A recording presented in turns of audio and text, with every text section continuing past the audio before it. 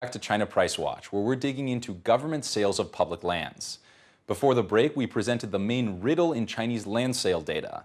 If land prices are hitting new lows, why are local governments increasingly eager to sell off land? This land can only be sold or transferred once every 40 or 70 years, so why are governments so eager to give it away while the market is slumping? The answer is a whole lot of bad timing. As we reported yesterday, local governments are currently saddled with $1.7 trillion in debt, with more than 50% of it coming due over the next 3 years. The central government has initiated plans to roll over a large portion of this debt, but the burden remains immense. At the same time, revenues from business taxes have been dragged down by a slumping economy. The end result is declining revenues, rising expenditures, and no way out but ever-increasing sales of public lands.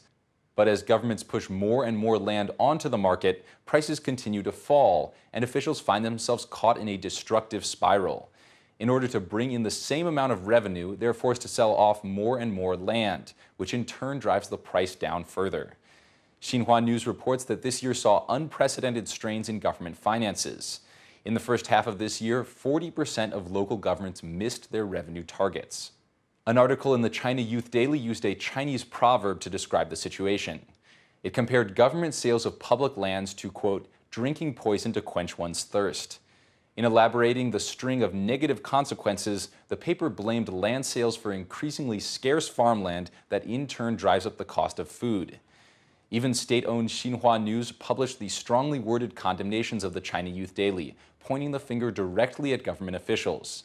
It said the land sales had led governments to give up the search for sustainable sources of revenue and growth in the real economy. Quote, it's become a vicious cycle. In the end, when all the land is sold, the local economy will have completely decayed.